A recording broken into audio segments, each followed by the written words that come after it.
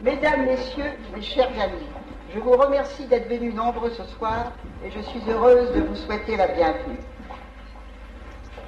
Savez-vous quel privilège est le nôtre ce soir? Vous l'avez deviné, c'est d'avoir monsieur le professeur André Neher, qui est titulaire de la chaire d'hébreu à la faculté des lettres de l'université de Strasbourg. Et il est venu aujourd'hui à Paris pour nous faire entendre une chose que je lui ai demandé depuis très très longtemps, c'est-à-dire de nous parler d'un passage, d'un court passage du 32e chapitre du livre de la Genèse. Je veux parler de la lutte de Jacob avec l'ange. Vous connaissez tous ce récit mystérieux qui a donné lieu à tant d'interprétations diverses et qui d'ailleurs est maintenant tombé dans le domaine public. Mais le fait qu'il nous soit traduit et expliqué et commenté par le professeur Neher, qui est un grand savant d'études bibliques, la tradition juive, les livres saints d'Israël, cela c'est un rare privilège. Aussi, je suis l'interprète de vous tous, de tous nos amis, pour le remercier très sincèrement et très chaleureusement.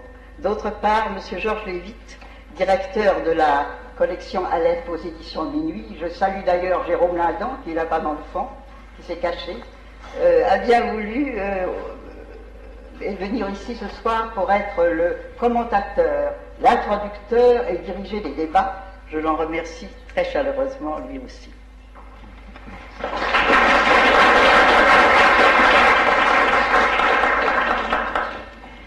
Je vous remercie, madame, mais je crains de ne pouvoir être le commentateur du plus autorisé de nos commentateurs, d'André Neher.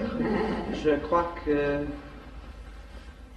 mon rôle consistera et se bornera à vous présenter André Neher, et ceci encore, je crois, est bien inutile, car je crois que vous connaissez tous André Neher, grâce auquel, depuis 10 ans, le judaïsme français a retrouvé une voix.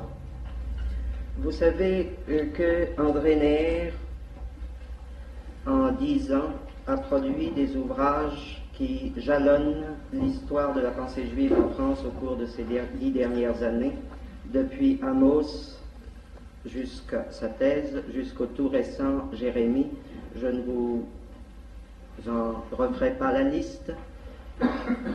Je vous rappellerai simplement que André Neher a su réintroduire la pensée juive la plus authentique dans le style et dans le langage de l'homme de nos jours. Car André Neher est polyvalent. André Neher est à la fois l'un de nos plus grands savants judaïsants, et le judaïsme français, en hommage, lui a conféré le titre de rabbin. Il a en même temps une compétence universitaire qui se situe à la croisée de bien des spécialités, depuis la philologie jusqu'à la philosophie, et s'il a pu ainsi être à la croisée de tant de chemins, c'est parce que pour lui, toutes ces disciplines sont une dans la rectitude de sa pensée qui trouve son fondement le plus riche dans la Bible. Je voudrais simplement ajouter encore que si André Neher est André Neher, c'est qu'en plus, il a su donner à cette pensée une forme qui n'est pas simplement extérieure, mais qui est l'expression d'une très grande rectitude de cœur. Eh bien, voilà, je voulais profiter de vous avoir un peu sous la main, pieds et poings liés, sans que vous ayez le droit de me répondre, pour vous dire, André Neher, je crois en votre nom à tous, que ce que vous êtes pour nous et combien nous vous aimons ici. Je vous les livre donc et je vous livre à votre public.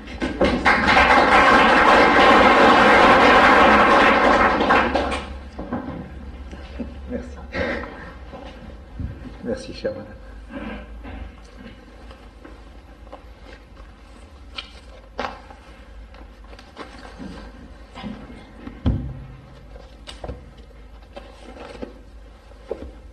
Lorsqu'il y a presque un an, j'avais la joie d'être déjà à l'hôte de Mme Alphen, il s'agissait de commenter un livre biblique, un gros livre biblique, le livre de Job, et il n'était pas question par conséquent d'entrer dans le détail même du texte d'un livre dont la lecture seule eût occupé toute la soirée. Aujourd'hui, il s'agit de quelques versets seulement de la Genèse, au chapitre 32, versets 23 à 33. Et je voudrais d'abord vous les lire en hébreu, et ensuite vous les lire dans la traduction d'Edmond Fleck.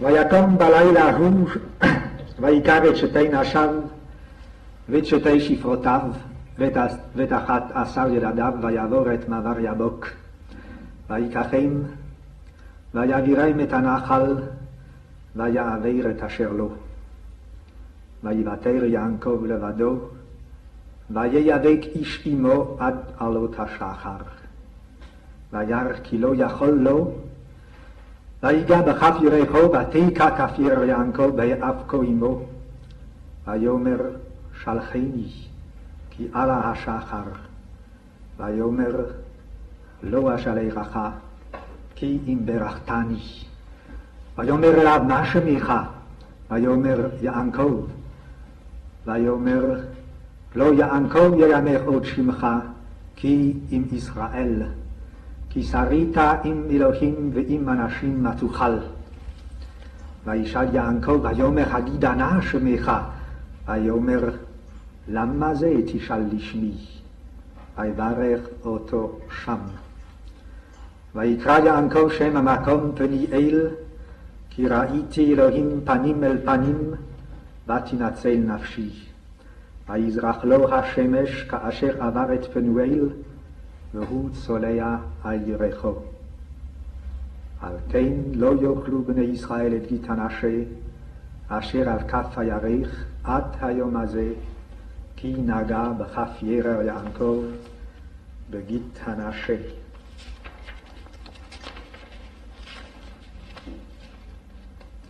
Et cette nuit-là, il se leva, il prit ses 2 femmes, ses 2 servantes et ses 11 enfants, et il traversa la traversée du Yabok. Il les prit, il les fit traverser la rivière, puis il fit traverser ce qui était à lui. Or, Jacob resta seul, et un homme lutta avec lui jusqu'aux montées de l'Orbe. Et vit qu'il ne pouvait rien sur lui. Il toucha à la paume de sa cuisse, et la paume de la cuisse de Jacob fut figée dans sa lutte avec lui. Alors il dit, renvoie-moi, car l'aube est montée. Mais lui dit, je ne te renverrai pas que tu ne m'aies béni. Il lui dit, qu'est ton nom? Et lui dit, Jacob. Il dit, ton nom ne sera plus dit Jacob, mais Israël, affronte Dieu. Car tu t'es affronté avec Dieu et avec les hommes, et tu as vaincu. Jacob demanda et dit, de grâce, annonce-moi ton nom. Mais il dit, pourquoi ceci que tu me demandes mon nom? Et là, il le bénit. Jacob appela le nom du lieu Péniel, face de Dieu, car j'ai vu Dieu face vers face, et mon âme a été délivrée. Le soleil luisait sur lui, comme il traversait Penuel, et il boitait de la cuisse. Sur quoi les enfants d'Israël jusqu'à ce jour-ci ne mangent pas le nerf qui est sur la paume de la cuisse, car il a touché au nerf à la paume de la cuisse de Jacob. Quelques versets seulement, mais quelle diversité, quelle richesse dans ces versets, quel afflux de thèmes, quel magnifique clavier sur lequel encore on pourrait jouer toute une nuit. C'est la nuit d'abord, le thème de la nuit, c'est le passage du Jabok, passage de Jacob devant Peniel. c'est la solitude, c'est la lutte, c'est l'aube ensuite. C'est à l'aube la blessure et la bénédiction. C'est le nom de Jacob, transmuté en Israël, et c'est face à ce double nom, l'anonymat du lutteur. Tout un clavier de thèmes paradoxalement contradictoires, puisque s'y trouvent associés à la fois la lutte solitaire et la lutte avec le partenaire, la lutte avec Dieu et la lutte avec les hommes, la blessure, mais aussi la victoire, le combat âpre et dur, mais aussi la bénédiction, l'anonymat et les deux noms qui s'affrontent. On pourrait rester toute une nuit à être fasciné par la diversité de ces thèmes, et l'on aimerait jouer sur ce clavier, mais ce que je vous demanderai tout d'abord, c'est de faire l'effort d'être fasciné effectivement par ces quelques versets, en oubliant tout le reste. En oubliant tout d'abord que ce sont des versets qui ont un prologue et des versets qui ont un épilogue, que vous les avez lus déjà ou que vous les lirez un jour dans la Bible où ils figurent, et que par conséquent, avant que n'apparaisse cette nuit de lutte de Jacob avec l'ange, il y a déjà toute l'histoire qui, d'Adam, mène à cette nuit de Jacob, et il y aura l'histoire qui, de cette nuit de Jacob, mènera jusqu'au Messie. Oublions donc le prologue et l'épilogue. Il n'y a rien eu jusqu'ici, avant que le soleil ne se soit couché, et il n'y aura rien après, lorsque le soleil se lèvera. C'est un bref drame qui suffit à exprimer la plénitude de l'existence humaine, à tenir lieu, en quelque sorte, du drame complet, intégral de l'existence humaine. Je vous demande de voir dans ces quelques versets, pour commencer, comme une sorte de raccourci, d'instantané, de miroir, du tout, et de ce que nous sommes chacun d'entre nous. Remarquez la sobriété de cette séquence. Unité d'action, unité de lieu, unité de temps.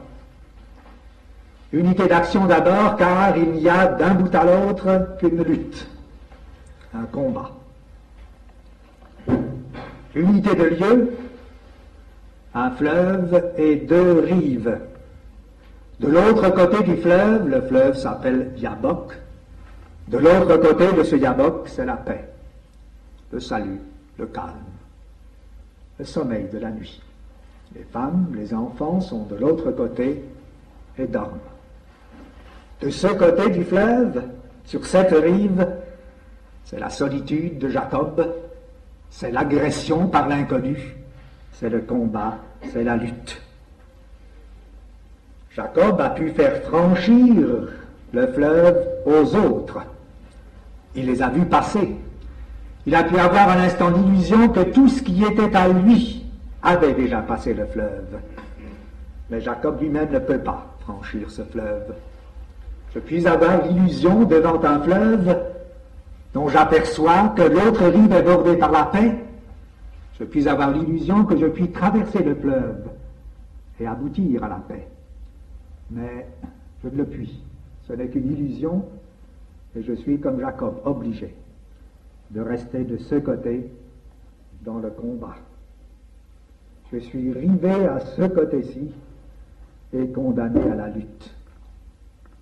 Dans cette unité de lieu se dessine donc une limite à l'existence humaine, cette limite encerclant l'homme dans le combat.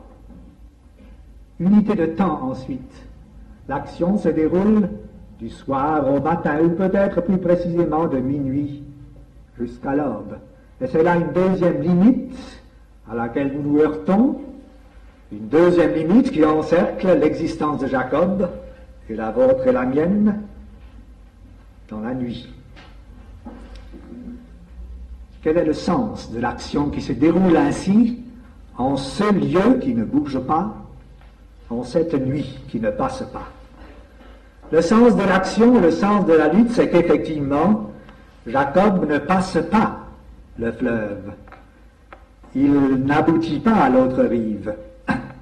Mais le verset 32, l'avant-dernier verset nous le dit, il passe quand même. Il passe en lui-même. Il passe à l'endroit même où il est resté. Et il passe parce qu'il a lutté, sans quitter son lieu, sans bouger de son lieu. Il ne passe pas le Yabok, mais il passe Penuel, qui est l'endroit même où il se trouve et qui est l'endroit de la lutte nocturne qu'il vient de mener. Quelle est donc, mesdames et messieurs, quelle est donc cette expérience qui nous fait avancer sans passer, qui nous fait progresser sans franchir nos limites, qui nous fait nous transmuter sans que nous soyons sortis du cercle de notre existence? Quel est donc ce dépassement intérieur, tout intérieur, purement intérieur de nos limites, dépassement qui nous rejette de nouveau sur nous-mêmes et qui en même temps nous transforme de fond en comble? Quel est donc ce dépassement et pourquoi son prix en est-il une lutte? Lorsqu'en 1944, au lendemain de la Seconde Guerre mondiale et de son expérience de souffrance, de menace, de lutte, nous nous interrogeons sur le sens de ce qui venait de se passer. Nous demandions en tant qu'hommes, en tant que juifs, s'il était possible de fixer en une image, de fixer en une idée, en un raccourci, en un instantané, le sens de ces années qui s'étaient déroulées devant nous et en nous, nous entraînant comme une tempête. Eh bien, lorsqu'en 1944, nous nous posions cette question, certains d'entre nous, en quête de réponse, s'adressaient à ces quelques versets. Claude Vigée, un jeune poète d'Alsace, que je ne connaissais pas à cette époque, encore, moi-même, autre juif d'Alsace, chacun ayant fait son chemin à travers les événements de 1939 à 1945, chacun ayant recherché, avec l'appui de sa solitude et de ceux qui venaient partager sa solitude, chacun ayant recherché une lumière dans cette nuit, eh bien nous avons abouti tous les deux à ces versets de la lutte avec l'ange. J'ai ici entre les mains un recueil de poèmes de Claude Vigée intitulé La lutte avec l'ange, et dans laquelle le problème de ces quelques versets est résumé d'une manière tout à fait semblable à laquelle j'avais abouti moi-même dans un petit texte beaucoup moins beau, non pas poétique, mais abstrait, philosophique, et où, réfléchissant sur le même problème, avec quelques amis dont j'en suis heureux, certains sont dans cette salle, j'essayais de trouver un peu de lumière aussi dans cette nuit, et je la croyais découvrir également dans cette lutte avec l'ange. Nous avons débouché tous les deux, Claude Vigée et moi, sur le problème du temps. Et nous avons pensé que ce qui s'était passé entre 1939 et 1945, ou entre 1939 et 1945, ce dont nous avions été les acteurs et les témoins, et ce qui, à n'importe quel moment, peut se reproduire et s'était déjà reproduit dans l'histoire humaine, ce n'était autre chose qu'un aspect de ce violent conflit, de cette lutte inlassable, à laquelle nous sommes attelés en tant qu'hommes, parce que nous nous ressentons constamment placés dans deux temps. Rien ne passe dans l'existence humaine que le temps. Rien ne se passe dans l'existence humaine que le déroulement du temps. Tout peut être arrêté sauf le temps. Le temps est un engrenage qui nous fait avancer. Mais quelle platitude dans cet avancement!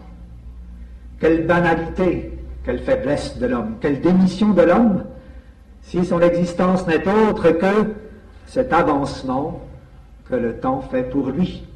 Si nous ne sommes autre chose demain qu'aujourd'hui, aujourd'hui qu'hier, que parce que le temps a passé d'hier à aujourd'hui et qu'il passera d'aujourd'hui à demain. La tâche humaine, la nostalgie humaine, n'est-elle pas précisément de dompter le temps? N'est-elle pas de saisir le temps et d'être son maître, de demander au temps de vous donner plus qu'il ne vous donne, d'accepter ce que l'homme peut précisément lui donner, de saisir le temps et de le renverser, de demander au temps non pas de passer d'hier à aujourd'hui, d'aujourd'hui à demain, mais de revenir du demain à l'aujourd'hui, et de l'aujourd'hui à l'hier, ou alors de prendre l'hier et le demain et de les planter dans l'aujourd'hui, de telle sorte que l'aujourd'hui soit comme un épanouissement, comme un jaillissement par lequel l'homme montre que le temps qui le fait avancer n'est pas un temps qui le domine, mais que lui domine parce qu'il lui demande, au-delà de la relativité de l'avancement du temps, un message absolu. Tu m'as donné le temps pour que je le sculpte, dit Claude Vigée. La récompense est pour celui qui sait dompter le temps. La récompense, la bénédiction, Jacob la reçoit effectivement. Il la reçoit parce qu'il a su dompter le temps, parce que la nuit n'a pas passé de minuit à l'aube simplement parce que les heures s'égrenaient, mais parce que Jacob a lutté durant cette nuit. Tu m'as donné le temps pour que je le sculpte. Jacob a sculpté le temps de cette nuit de Péniel en luttant avec l'inconnu. La lutte de Jacob avec l'ange, c'est la lutte du temps de la platitude et du temps du relief, du temps relatif et du temps absolu. Et les significations de cette lutte, évidemment, peuvent être multiples. Je ne voudrais en évoquer que quelques-unes. C'est d'abord, et ceci Claude Vigée l'a intensément senti parce qu'il est poète, c'est la lutte même de l'artiste. C'est la lutte de l'artiste qui a un projet, qui a une ébauche, qui sait que quelque chose en lui demande à être fait, à se réaliser, et qui travaille ensuite pour que ce quelque chose aille au-delà de l'ébauche, au-delà du projet, et que ce quelque chose renferme le message de l'absolu. Sculpter le temps, comme l'artiste qui sculpte le marbre, comme le poète qui sculpte les vers, comme le conférencier qui essaye, à partir d'un projet, de quelques notes, de construire une conférence. C'est aussi, et c'est une autre signification de cette lutte, le désir que personne d'autre sans doute, puisant dans cette scène de la lutte avec l'ange, n'a mieux scellé dans la matière poétique que Goethe dans son Faust, dire au temps, arrête-toi, suspends ton vol, avoir un instant de plénitude, une nuit qui ne passe pas de minuit à l'aube, mais une nuit dont un moment au moins puisse être cet entrelacement des muscles, des corps, des organismes, tel que seule la lutte peut en donner une idée, et qui donne à l'homme ce sentiment d'existence plénière qui vaut la peine d'être vécu. C'est aussi, et c'est une autre signification de l'existence, la mort. La mort qui est un combat, l'agonie, cette agonie, cette lutte, où nous sommes comme Jacob, solitaires, où nous savons comme Jacob que nous ne franchirons pas le fleuve, car ce n'est pas nous qui luttons pour l'instant, qui passerons sur l'autre rive. Lorsque nous aurons atteint l'autre rive, ce sera un autre nous-mêmes qui sera là-bas. Mais nous ici, rivés à cette rive-ci, nous luttons dans l'agonie, essayant de donner un dernier sens encore à ce qui a été notre vie sans relief jusqu'ici, essayant de renverser le temps et par la mort, par la sanctification de l'instinct de mort, de donner en sens à toute notre vie. C'est aussi la naissance. C'est la naissance, c'est l'aube, c'est le lever du soleil. Et la nuit de Péniel, effectivement, la nuit de la lutte de Jacob avec l'ange, passe de minuit à l'aube, elle n'aboutit pas à la mort. Aucun des deux adversaires ne reste étendu le matin lorsque l'aube paraît, dépourvu de vie. Personne n'a tué l'autre. Loin de là, c'est par la bénédiction qu'ils se séparent. Et ce sont des lendemains, des levées de soleil qui les attendent. La naissance est peut-être le symbole et l'expérience par lesquelles le mieux se marque ce qu'est cette bénédiction que l'inconnu et Jacob ont simultanément recueillie au lendemain de la lutte. Voici ce que dit Claude Vigée dans un autre recueil plus récent, La corne du grand pardon. Je ne lirai que 3 strophes de ce poème. Tu n'iras pas plus loin, ô mort, ici commence le récif de l'amour germé dans ma parole. La main du nouveau-né qui boit son lait s'éveille comme une fleur de chair éclose dans la nuit. Dehors, le monde obscur ruisselle sous la brume, les pommeraies en fleurs débordent de silence. Tu n'iras pas plus loin, ô mort, ici commence la fable de l'aurore et s'achève l'histoire. Ce lieu est Phanuel, Péniel, le quai de la naissance. L'homme armé par l'amour, le chant et la lumière livre autant d'éternels combats d'arrière-garde contre l'invasion patiente de la nuit. Un poème, un enfant, son langage de vie.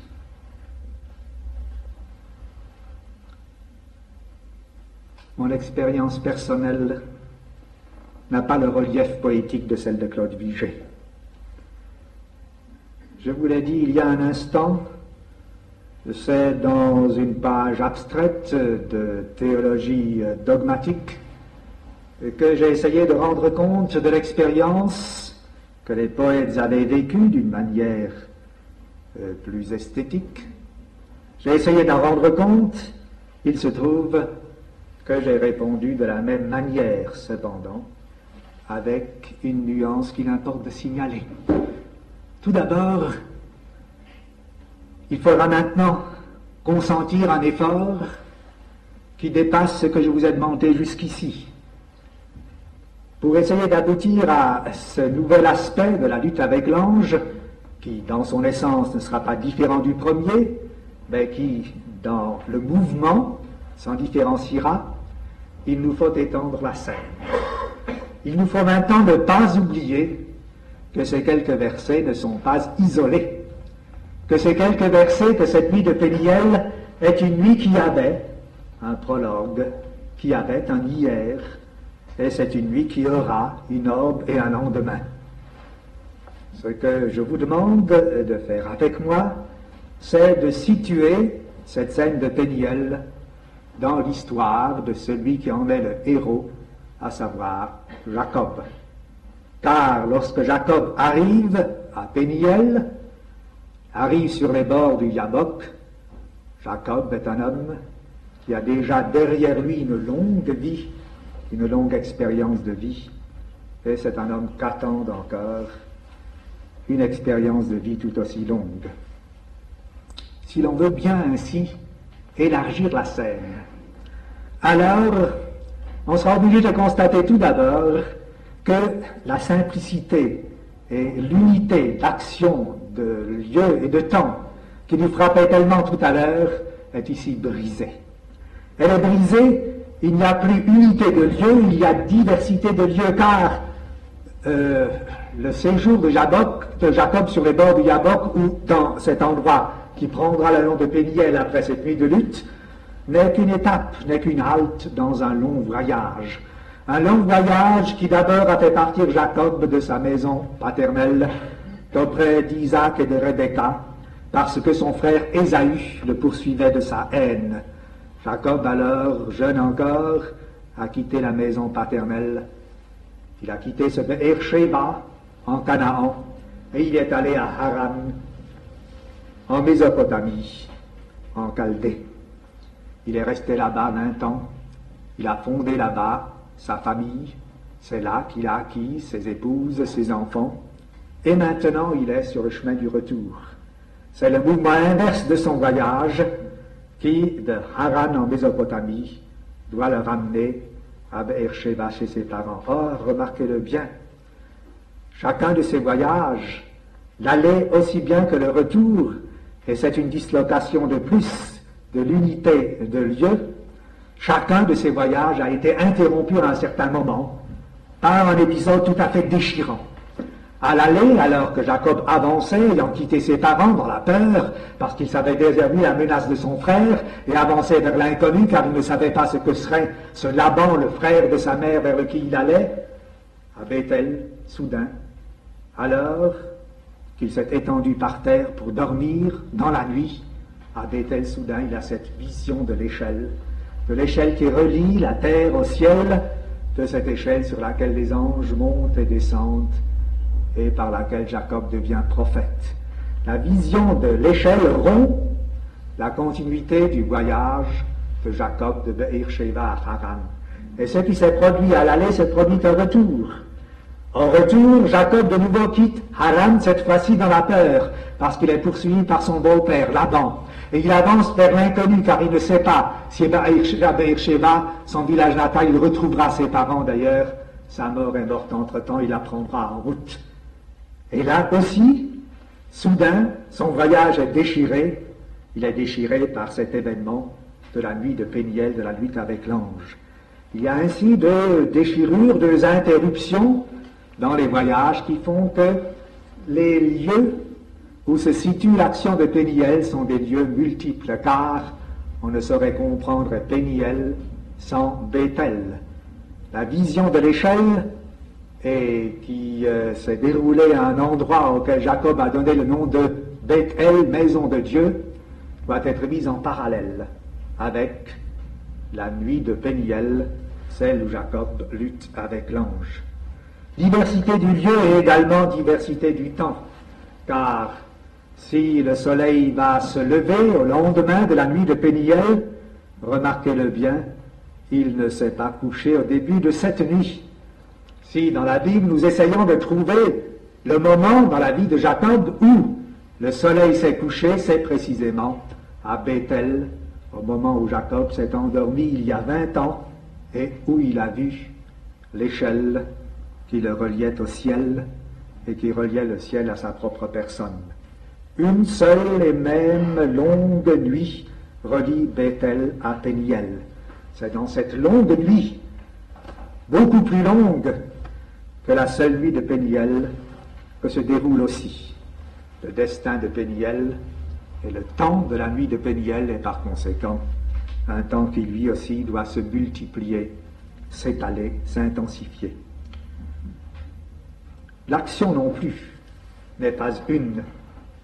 L'action n'est pas une car lorsque Jacob arrive sur les bords du fleuve Yabok, eh bien à ce moment, Jacob a déjà derrière lui une série d'expériences toutes récentes, toutes fraîches. Je faisais allusion à l'une tout à l'heure, et qui seules permettent de comprendre le sens de la nuit de Péniel. Non seulement permettent de comprendre le sens de la nuit de Péniel, mais en quelque sorte la rendent inutile. Tout à l'heure, dans la réflexion initiale que nous faisions sur cette nuit de Péniel, la nuit de Péniel nous apparaissait seule dans l'histoire cosmique, et il nous semblait que nous pouvions de la nuit de Péniel déduire toute une leçon de l'existence humaine. Maintenant, c'est l'inverse. La nuit de Péniel paraît superflue. Elle vient en plus. Elle est un don gratuit dans une histoire qui pourrait se raconter brièvement de la manière suivante. Jacob a quitté Laban avec ses femmes et ses enfants. Il est poursuivi par son beau-père Laban. il vient de réchapper à son beau-père. Il vient de réchapper et alors il pense à tout ce qui s'est passé jusqu'ici, à la manière dont Dieu l'avait interpellé dans cette première nuit de Bethel lorsqu'il venait de quitter ses parents, à la manière dont Dieu lui avait promis vie de protection, vie protégée, vie abritée, vie sous l'aile de Dieu, à la manière dont Jacob avait compris que cette bénédiction devait être méritée, et effectivement il l'avait méritée par 20 années de travail, de labeur, de travail par lequel, édifiant peu à peu sa maison, sa famille, la maison de Jacob, il avait essayé de donner à cette maison l'allure d'un Bethel. Le Beth Jacob devait devenir un Bethel, l'allure d'une maison de Dieu. Il avait fait tout ceci en parfaite honnêteté humaine, selon les scrupules de sa conscience humaine. Et maintenant, ayant réchappé à l'avant qui le poursuivait, il se tourne vers le fleuve Yabok qu'il doit traverser, et on lui annonce que surgit devant lui son frère Ésaü. Celui-là même qu'il avait oublié depuis longtemps, celui-là à cause de la haine de qui il avait quitté autrefois ses parents, celui-là dont la haine était restée aussi fraîche, nouvelle, féroce, menaçante qu'au premier jour d'il y a 20 ans. Alors Jacob est en face d'Ésaü. Il sait que le lendemain, il doit rencontrer Ésaü accompagné de 400 mercenaires armés de pied en cap, alors que lui n'est là qu'avec ses bras, sa houlette de berger, ses femmes, ses enfants, ses troupeaux. Et Jacob est donc sur les bords du fleuve, et nous dit le texte, quand vint la nuit, quand déjà le camp allait s'endormir, dans l'angoisse que l'on devine, car qu'allait être le réveil, qu'allait être cette rencontre avec Ésaü, alors tout à coup Jacob se lève. Jacob se lève, il fait passer le Yabok sur la rive du calme, de la paix, de la sécurité où ils sont à l'abri, ses femmes, ses enfants, ses troupeaux, et lui-même aussi veut passer le Yabok.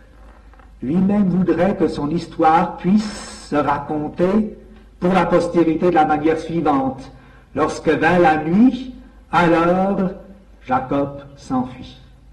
Il s'enfuit devant Ésaü, il s'enfuit devant son destin, par des chemins détournés. Il échoua quelque part, en Mésopotamie, ou en Phénicie, ou en Égypte, ou en France, ou en Amérique.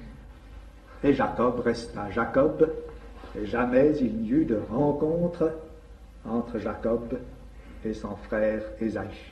Or, c'est au moment même où Jacob veut réaliser cela, son évasion, sa fuite devant le devoir absolu de sa tâche humaine, sa fuite devant la transformation ultime et dernière de sa maison de Jacob en maison de Dieu, à ce moment surgit l'anonyme, surgit l'inconnu, qui l'oblige au combat.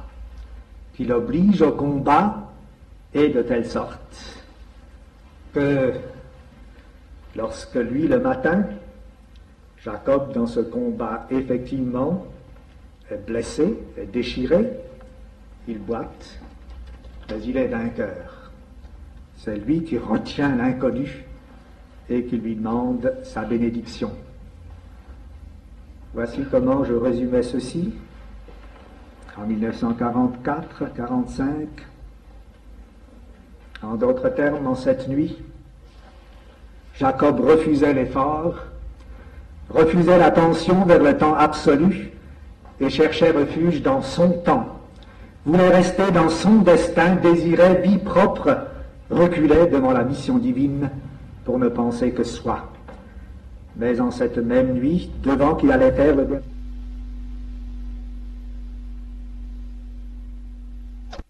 l'ange surgit et l'obligea à la lutte.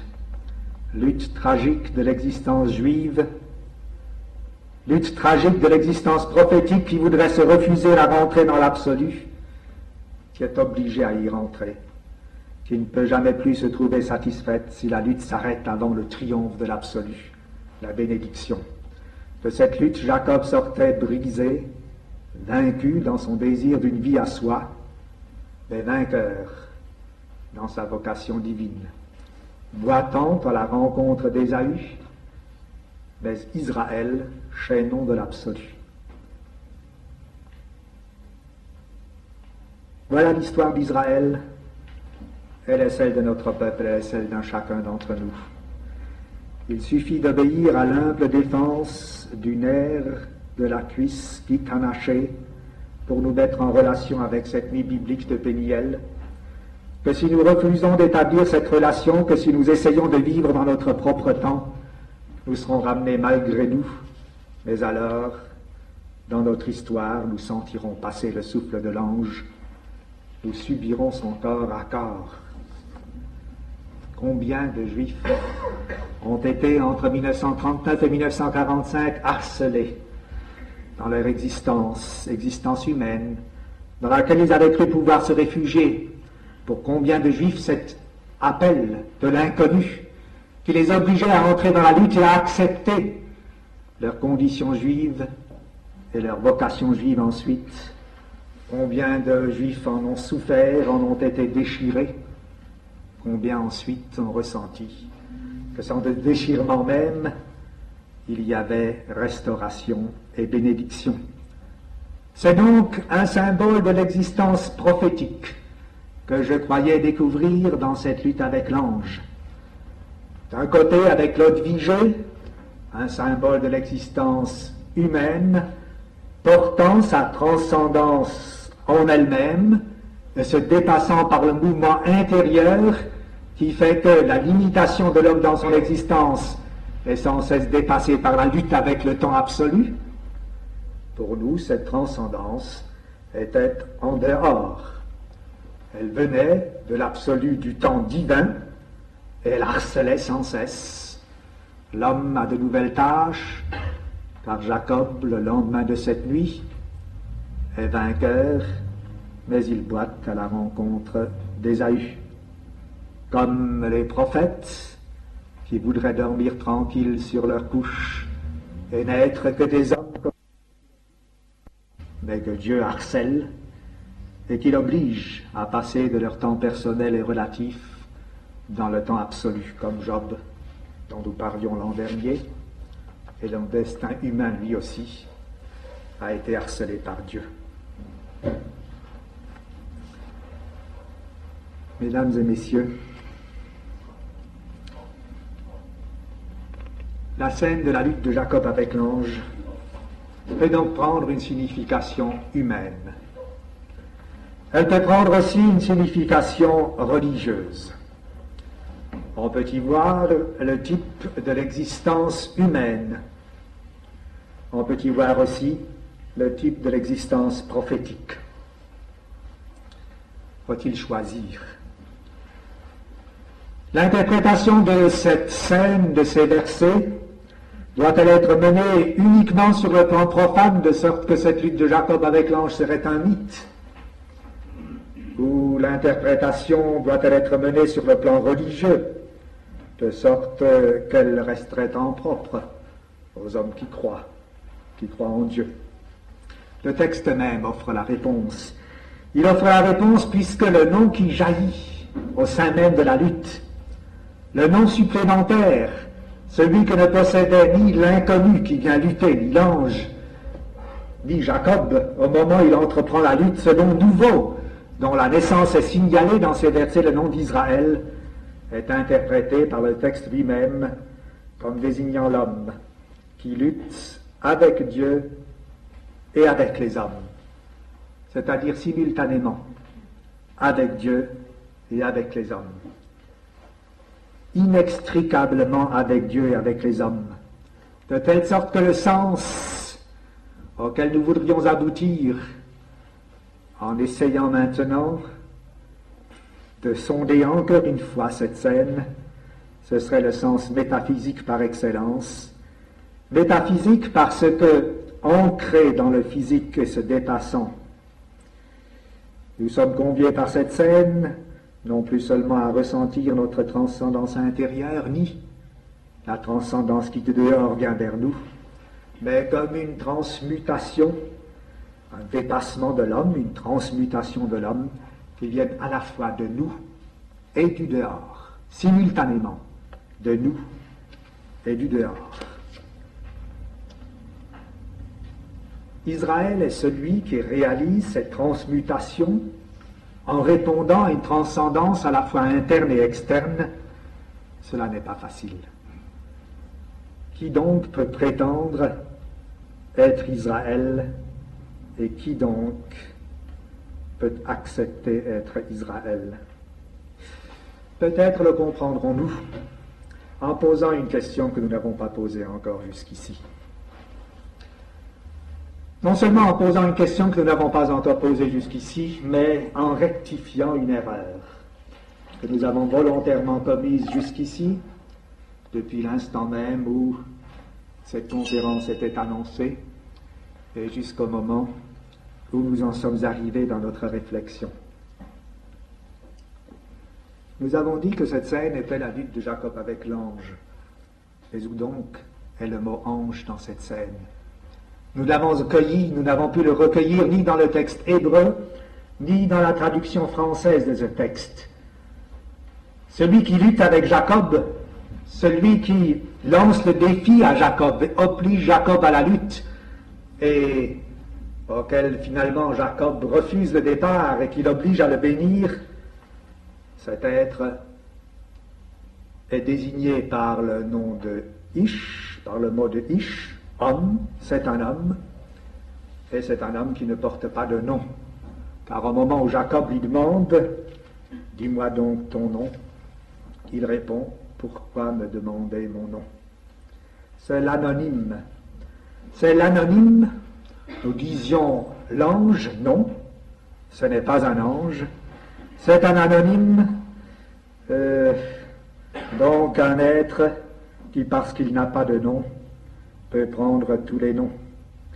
Et parce qu'il peut prendre tous les noms, peut prendre aussi tous les masques. On pense aux personnages de l'œuvre de Kafka, eux aussi presque toujours dépouillés de noms, réduits à des initiales, et qui par conséquent peuvent représenter tous, parce qu'ils ne représentent personne.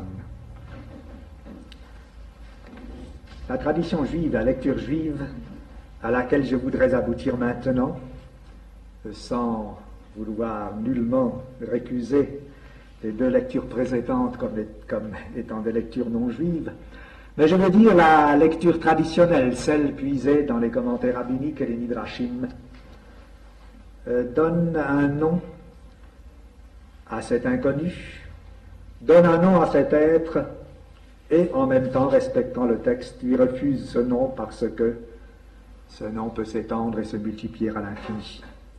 En tout cas, ce vers quoi la tradition juive attire notre attention, c'est que le nom d'ange que nous employons pour désigner cet inconnu prête certainement à confusion parce que lorsque nous disons ange, nous voyons le bien.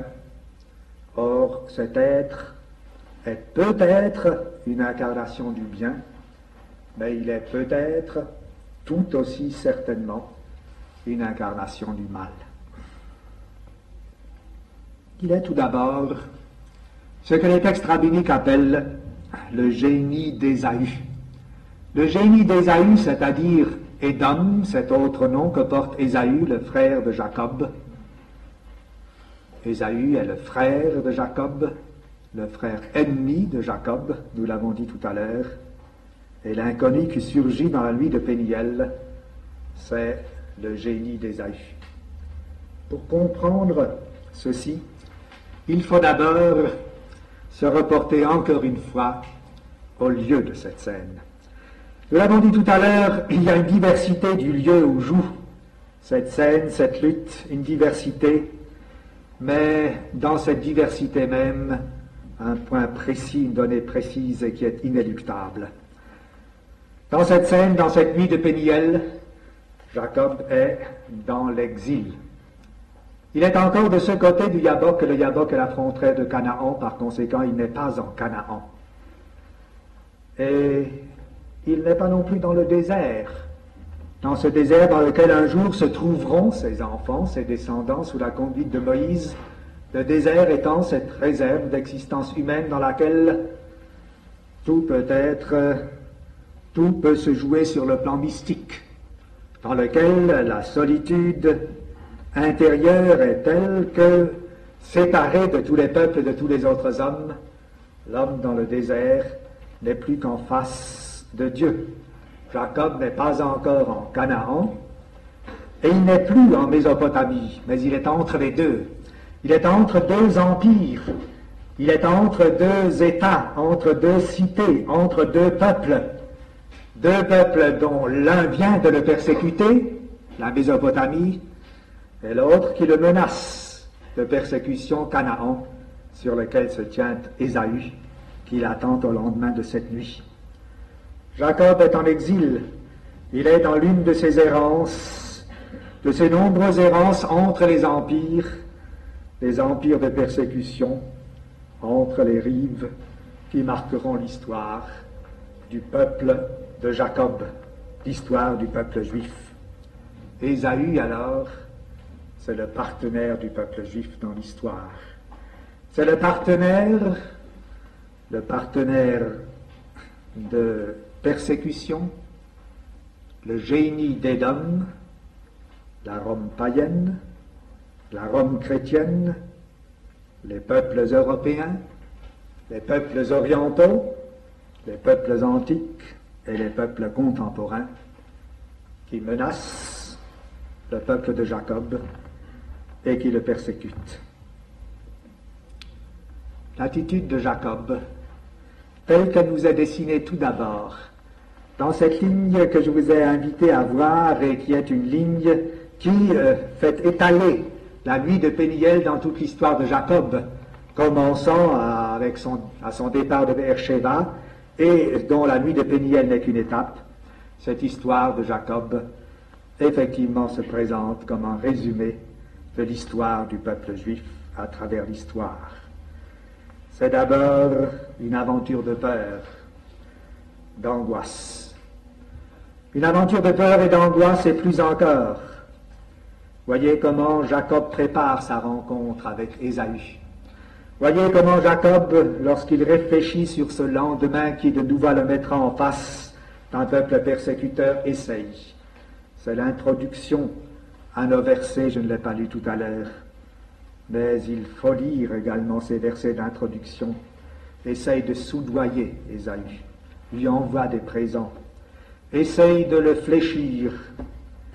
Et voyez aussi comment, au lendemain de cette nuit, eh bien Jacob fléchira lui-même le genou devant Ésaü et se prosternera 7 fois devant lui pour quémander son pardon et son baiser. Jacob accepte l'humiliation. Il accepte l'humiliation tout comme les Juifs à travers l'histoire, tout comme les peuples juifs à travers son histoire politique a accepté l'humiliation. Tout se passe ici. S'il n'y avait pas la surgescence du génie d'Ésaü dans la nuit et la lutte de Jacob avec ce génie, si nous faisons abstraction de cette nuit, tout se passerait comme les choses se sont passées à l'époque de Jérémie, lorsque la ville de Jérusalem était envahie, était menacée, encerclée par les troupes chaldéennes, et où Jérémie, le prophète, demandait aux habitants de Jérusalem de se rendre dans la trahison. Tout se passe ici comme cela se passait à l'époque de la révolte hasmonéenne, où une fois, bien avant que l'indépendance politique fût reconquise sur les Syriens, mais une fois que la liberté religieuse était de nouveau accordée, liberté bancale, mais enfin liberté quand même, les Chassidim, les Chassidéens, demandaient aux Hasmonéens de déposer les armes, de rentrer chez eux, de continuer leur vie paisible et de laisser les Syriens sur le sol de Palestine et de Jérusalem. Tout se passe ici comme les choses se sont passées lorsqu'une seconde fois Jérusalem était encerclée, cette fois-ci par les troupes romaines, et où un autre Jérémie, non pas prophète mais rabbin pharisien, Rabban Yochanan ben Zakkai lui aussi, quitte Jérusalem et vient se prosterner devant l'empereur Vespasien qui demain détruira Jérusalem. Tout se passe comme les choses se sont passées par la Palestine et dans la Babylonie de l'époque talmudique. Tout se passe comme les choses se sont passées à travers l'histoire millénaire du peuple juif dans le ghetto. Durant cette vie du ghetto où la vie politique du peuple juif était faite de relations précaires avec l'entourage, avec les peuples persécuteurs et de relations d'humiliation. Remarquez que lorsqu'au lendemain Jacob recueille effectivement le baiser d'Ésaü, et lorsqu'effectivement les deux frères semblent s'embrasser, Ésaü semble pardonner à Jacob et lui donner son baiser, ce baiser est équivoque. On ne sait pas, disent nos sages, si ce jour-là, l'unique jour de l'histoire, Ésaü était vraiment sincère et a donné un baiser de paix à Jacob, mais il n'a pas été suivi d'un second, ou bien si même ce baiser n'était pas en réalité une morsure. Comme cette histoire, celle de Jacob en face d'Ésaü, et qui a été celle du peuple juif à travers sa vie d'exil, comme Jacob à ce moment est en exil, comme cette histoire serait désolante, serait humiliante si elle se bornait à cela. Comme cette histoire serait plate, comme cette histoire serait effectivement une marque d'infamie pour nous si cette histoire n'était pas déchirée, traversée, transmutée, comme elle est pour Jacob, par la nuit de lutte avec le génie d'Ésaü. C'est par la lutte avec le génie d'Ésaü que toute cette histoire non seulement prend un sens, mais prend le sens que seule l'humiliation pouvait lui donner. Ici, mesdames et messieurs, vous me permettrez de reprendre les émouvantes et admirables phrases par lesquelles André Schwarzbart, au moment où il lui aussi commençait à lutter avec l'ange, a structuré son roman, Le Dernier des Justes, expliquait le choix de son sujet. J'ai voulu, dit-il, c'est un texte qui apparaît en 1955, j'ai voulu, dit André Schwarzbart, décrire un héros juif de notre temps. Je n'ai pas cherché ce héros parmi les révoltés du ghetto de Varsovie, ni parmi les résistants qui furent eux aussi la terrible exception. Je l'ai préféré désarmé de cœur, se gardant naïf devant le mal, et tel que furent nos lointains ascendants. Ce type de héros n'est pas spectaculaire, on le conteste volontiers aujourd'hui au nom d'une humanité plus martiale. Il est convenu que le mot de ghetto se prononce avec une pointe de mépris. On voudrait que 1000 ans d'histoire juive ne soit que la chronique dérisoire des victimes et de leurs bourreaux. Soucieux de l'avenir ou exaltés, nous avons un peu désappris de respecter notre passé. Mais l'histoire juive est plus qu'une simple addition des victimes, et il s'y manifeste une grandeur jusque dans les destins les plus ordinaires. C'est pourquoi je désire montrer un juif de la vieille race, désarmé et sans haine, et qui pourtant soit homme véritablement.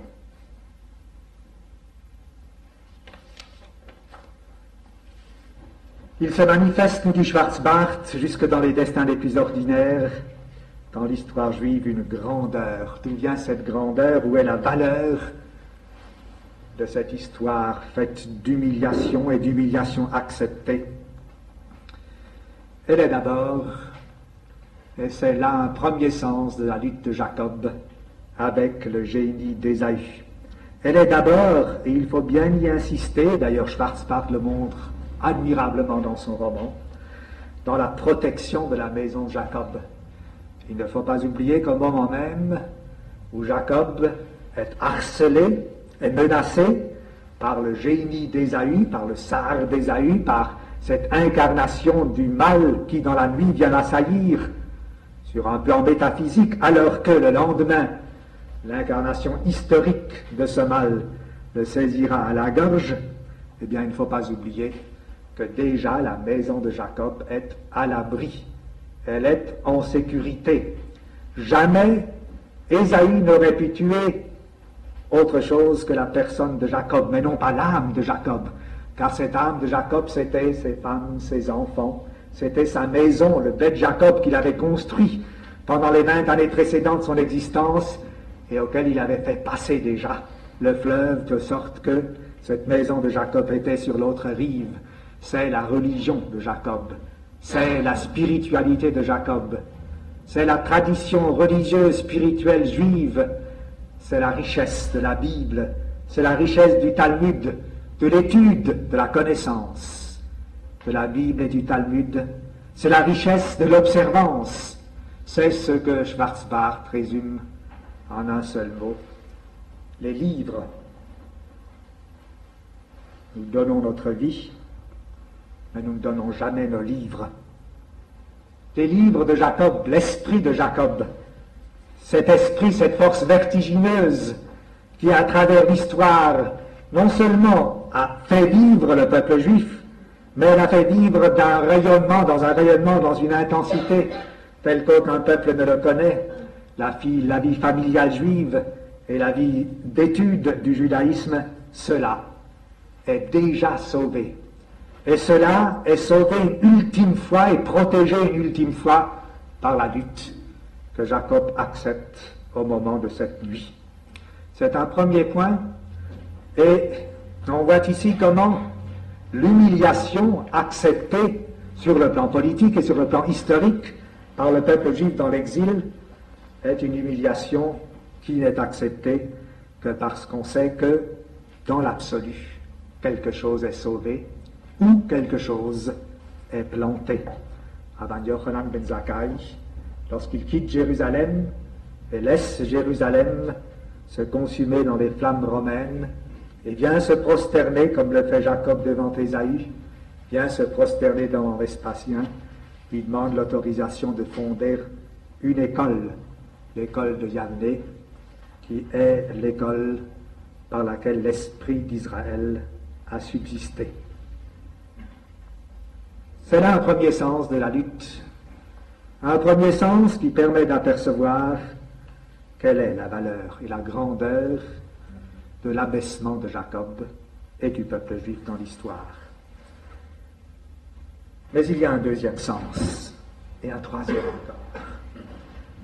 Le deuxième sens, pour le dégager, nous demandera encore un dernier effort.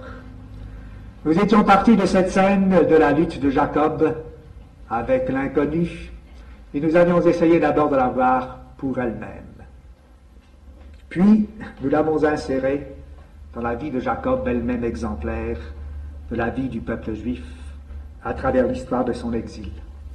Maintenant, je voudrais vous demander de me suivre dans un nouvel et dernier élargissement et de donner à cette scène ses proportions véritables, celles que la Bible lui assigne, à savoir, cette scène n'est qu'un relais dans une histoire qui commence à la première page de la Bible, dans Bereshit, avec Adam sur le plan humain, et qui s'achève à la dernière page de la Bible, dans l'avènement du Messie. Alors, il ne s'agit plus seulement d'histoire juive, mais d'histoire juive se situant sur l'arrière-plan de l'histoire messianique, cosmique, universelle. Alors, le génie d'Ésaü, le génie malfaisant des nations qui ont persécuté et qui persécutent Jacob, le peuple de Jacob, à travers l'histoire, ce génie prend la multiplicité des apparences que l'histoire lui concède avec tant de générosité et tant de générosité tragique.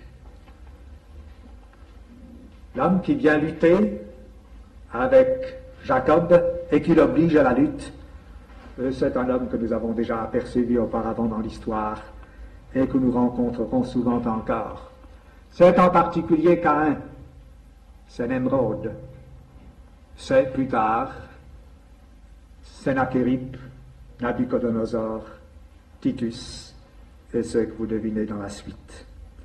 Ce sont les constructeurs de civilisation, les constructeurs d'empires, ceux qui édifient le monde et qui proposent leurs édifices comme étant les maisons humaines, comme étant les maisons dans lesquelles doit se développer la vie de l'homme. La vie du peuple juif est prise dans la vie de l'humanité, et par conséquent, le peuple juif est invité, condamné lui aussi, à vivre dans ces maisons. Les civilisations de Babel, de Caïn et de Nemrod, ce sont les civilisations d'abord totalitaires, celles de la massification, celles dans lesquelles se fait la dépersonnalisation, dans lesquelles les hommes sont réduits à perdre leur nom, à n'être plus que des numéros, des pierres de construction dans l'édifice physique, matériel, technique qui lui seul importe. Comme lorsque s'érigeait la tour de Babel, et lorsque, selon le Midrash rabbinique, les ouvriers travaillaient comme des abeilles, attelés à la tâche pour la construction de cette tour de Babel de Nemrod, et lorsqu'un ouvrier tombait de l'échafaudage, personne ne s'arrêtait dans son travail, mais lorsqu'une brique tombait et se cassait, alors on pleurait parce qu'un élément de la technique avait disparu. La mort d'un homme, ce n'est rien, mais la mort de la matière, voilà quel est l'élément qui fait pleurer les membres de cette maison des civilisations de Babel.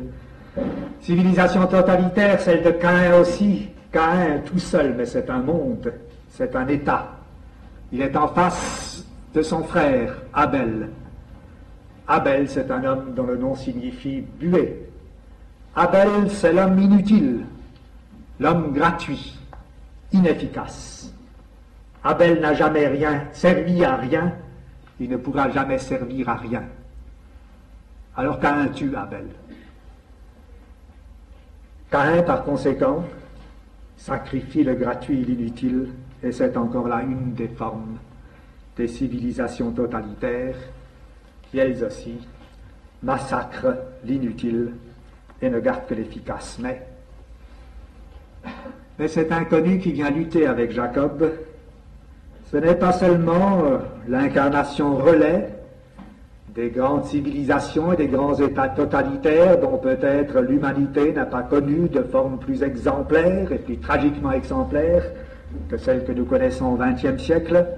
Ce sont aussi toutes les autres civilisations, toutes les Césarées du monde. César, c'était un bon empereur. Les législations de César et le gouvernement de César ont laissé tant à Rome que dans l'histoire les souvenirs d'un bienfaiteur. Les civilisations libérales et démocratiques, toutes les Césarées du monde qui ne sont pas des Babel, recèlent elles aussi des prisons, des polices, des prostitutions, des mensonges, des tortures. Ces civilisations, elles aussi, sont incarnées par cet anonyme, par ce génie qui vient harceler Jacob, ce génie qui alors a pris le masque de Dieu, qui se réclame de la divinité, des principes de liberté, de démocratie, d'égalité, de fraternité, tels qu'ils ont été gravés dans la conscience humaine par la révélation divine, et tels qu'on peut les bafouer en les proclamant, en les déclarant, sans les appliquer.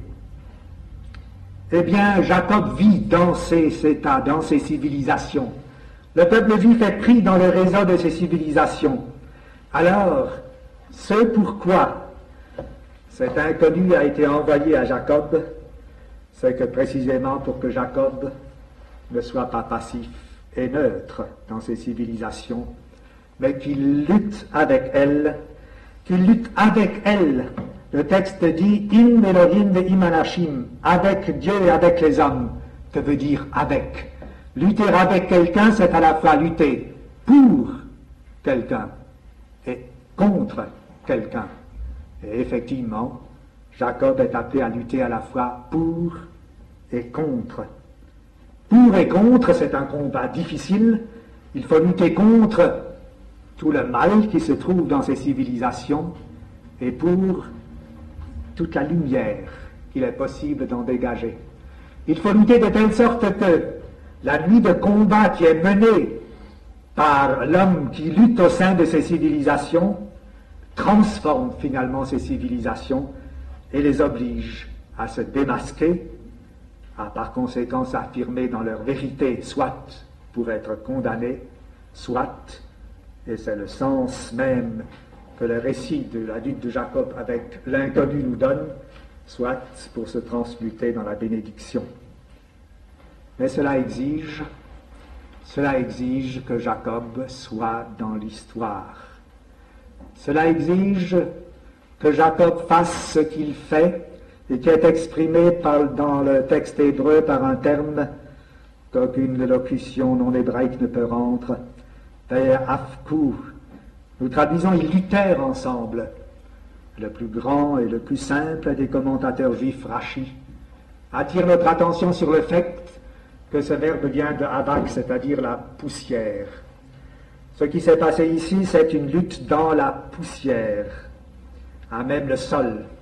C'est qu'effectivement, Jacob a accepté de lutter avec cet étranger, de lutter avec ce mal, avec ces incarnations du mal, en descendant le plus bas possible, au niveau le plus bas de l'histoire, là où effectivement on peut ensuite, par l'élan de la lutte, espérer remonter le plus haut. Comme Adam était pétri du sol, la lutte ne peut être menée que si c'est une lutte acceptée dans les éclaboussures même de l'histoire. Il faut être dans l'histoire et exiger d'elle l'absolu. Tel est le sens de cette lutte et tel est le sens de cette nouvelle histoire du peuple de Jacob. Tel est le sens de ce mot Israël que Jacob a conquis en acceptant cette lutte. Alors, l'humiliation du peuple juif dans l'histoire n'est que le moyen par lequel Israël peut être présent dans l'histoire, peut être dans la solidarité de ceux qui, dans toutes ces civilisations, sont aux échelons les plus bas. Ce n'est qu'en acceptant l'humiliation, en acceptant de fléchir le genou devant les États persécuteurs, devant les États partenaires, que le peuple juif a pu être le peuple expérimentalement lié à la fraternité des parias, des exilés, des réfugiés, de tous les persécutés, des pauvres, finalement, des déportés. C'est une exigence à laquelle Jacob a répondu et qui donne sa valeur et son sens, son orientation à l'humiliation. L'humiliation de Jacob était le moyen par lequel sa lutte dans la nuit pouvait se faire. Cette lutte qui a abouti, d'une part, à la transmutation de Jacob en Israël, d'autre part, à la transmutation de cet anonyme qui au début était dépersonnalisé lui-même, qui n'avait pas de nom, en un être qui n'a pas de nom encore.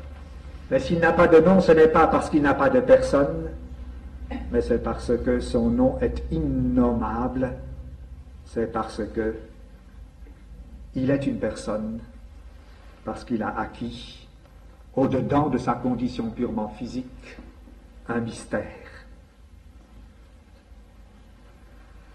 Nous touchons là le troisième et dernier sens de cette lutte de Jacob avec l'inconnu,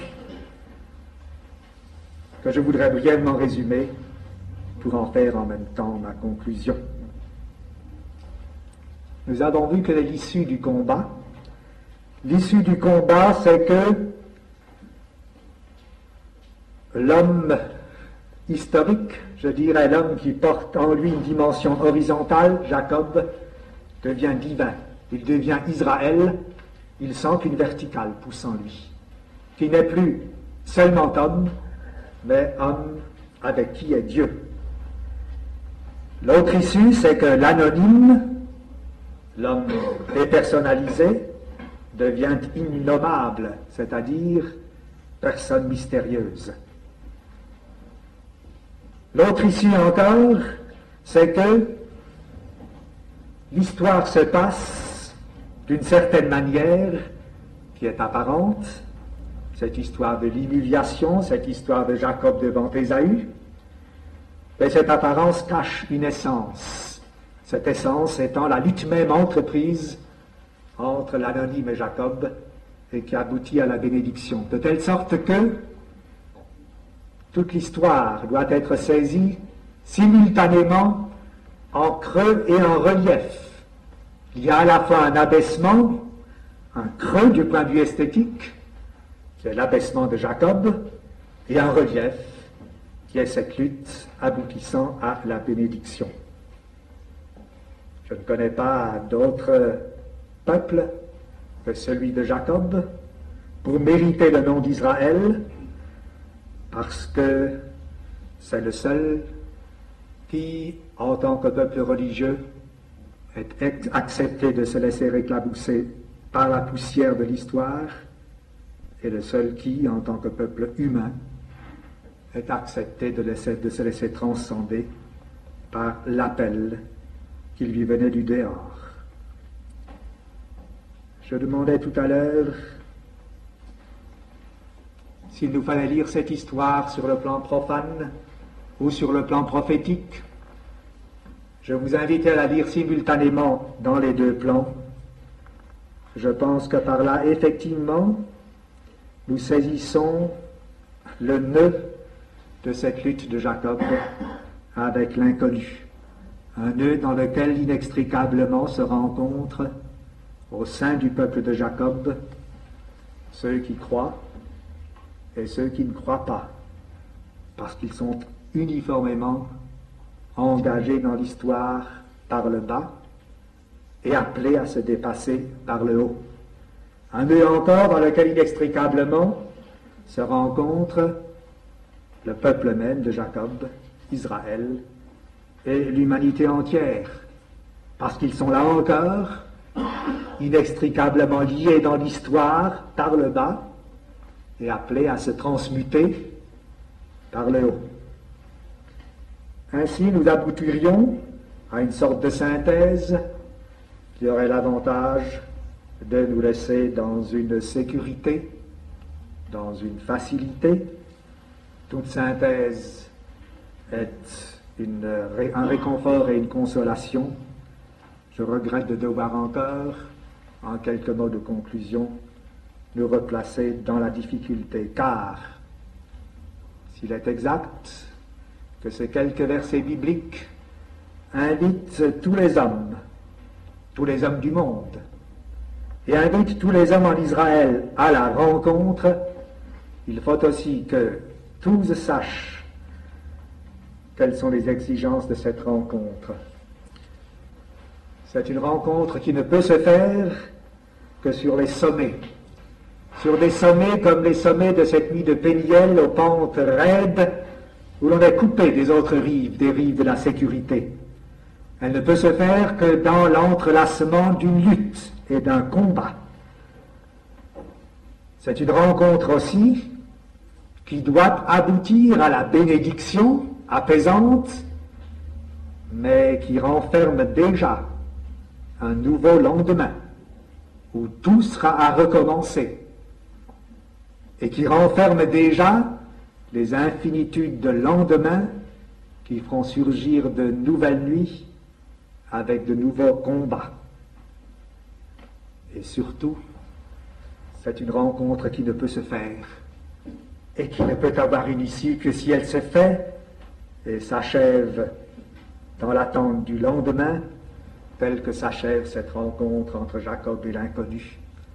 Sous une forme émouvante, en quelques mots, la Bible ici nous montre combien a éclaté une sorte de nostalgie émouvante, dramatique, affective entre les deux hommes.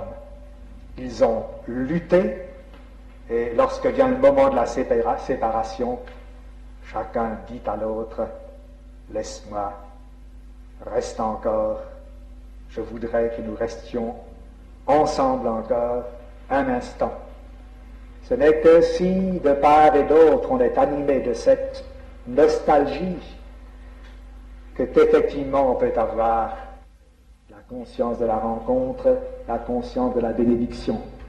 Car la bénédiction n'est autre chose que l'attente de nouveaux combats au lendemain et le désir de se retrouver dans ces combats. Bravo. Bravo.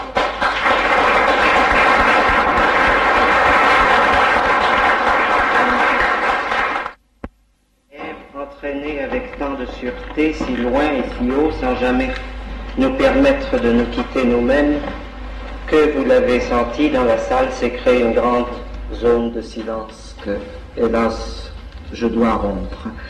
Je dois rompre, non pas que je crois qu'il y ait encore beaucoup à dire après ce que vous avez dit de cette scène, mais parce que je suis convaincu que vos paroles résonneront, chacun d'entre nous, au-delà de cette soirée, et que très certainement il se trouve dans la salle des gens qui aimeraient avoir telle ou telle précision supplémentaire. Je regardais tout à l'heure, pendant que vous parliez, Claude Vigée, que vous avez cité, dont vous n'avez pas cité d'ailleurs la dernière œuvre, où il est en Peniel jusqu'à la terre entière, et je me demande si Claude Vigée ne voudrait pas soit confirmer, soit infirmer sa façon de voir. André Neher, vous avez donné à ce que j'ai essayé d'exprimer dans mes poèmes une clarté, une valeur d'évidence telle que je me suis reconnu là-dedans, plus que je ne l'ai jamais fait en écrivant mes poèmes, parce qu'on écrit un poème quand on ne sait pas ce qu'on cherche, quand on est soi-même confronté à l'inconnu. Mais vous y avez ajouté quelques éléments qui je crois, méritent d'être soulignés. D'abord celui-ci. J'ai pris quelques notes pendant que vous parliez, de façon à fixer mon attention. L'ange, ou le soi-disant ange, qui est en réalité l'ennemi, le partenaire qui est l'homme de l'être de la menace, est-il entièrement le génie d'Ésaü? Il l'est certainement, mais c'est par ce génie d'Ésaü, c'est-à-dire par l'autre absolu, dans le sens peut-être kabbalistique même du mot, que celui qui est de ce côté-ci, Jacob, peut se réaliser entièrement. Le danger, n'est-ce pas, c'est le danger du sacré, c'est que le sacré consume. Et en ce sens, le sacré, c'est toujours Ésaü. Enfin, il y a une collusion mystérieuse. D'ailleurs, vous avez souligné à la fin le caractère d'énigme, jusque dans les derniers instants de cette lutte, le caractère d'énigme de l'adversaire. L'anonyme devient l'innommable. Il est celui avec qui on ne devrait pas se mesurer, de toute façon. Si on se mesure à lui, on risque l'anéantissement complet. Si on refuse de se mesurer à lui, on tombe dans l'inexistence, dans cette forme d'existence larvaire qui est justement celle à laquelle Israël veut toujours se vouer, à laquelle il veut se prostituer, comme vous l'avez dit. Mais s'il ose la lutte, il risque le tout pour le tout. L'affrontement de ce qui est en même temps homme et Dieu, et là encore vous avez souligné admirablement l'ambiguïté de l'adversaire, cet adversaire qui est tous les hommes, qui est toute l'histoire, qui est l'innommable et l'anonyme, et qui est en même temps celui qui refuse de dire son nom, peut-être parce que ce nom est indicible et non seulement innommable, qui est en même temps sacré et démonique. Je me souviens tout à coup de alors risquer cette lutte avec cela, puisque je n'ose pas dire celui-ci, avec cela, pourquoi Jacob risque-t-il une telle lutte? Et pourquoi les autres ne la risquent-ils pas? Il y a évidemment la bénédiction, et il y a peut-être avant la bénédiction cette espèce de frénésie de la lutte elle-même. Tout ceci sont des choses qui peuvent attirer, mais tout de même ça ne suffit pas pour expliquer l'acceptation du combat. Il faut donc que l'adversaire soit en même temps non pas l'ange, je ne crois pas que c'est un ange, mais vraiment une manifestation de l'absolu sous la forme historique. Je crois que Jacob accepte cette lutte et se bat et tient le coup, parce que l'autre n'est pas simplement le génie d'Ésaü, il est le génie d'Ésaü, mais dans le génie d'Ésaü se cache aussi l'absolu.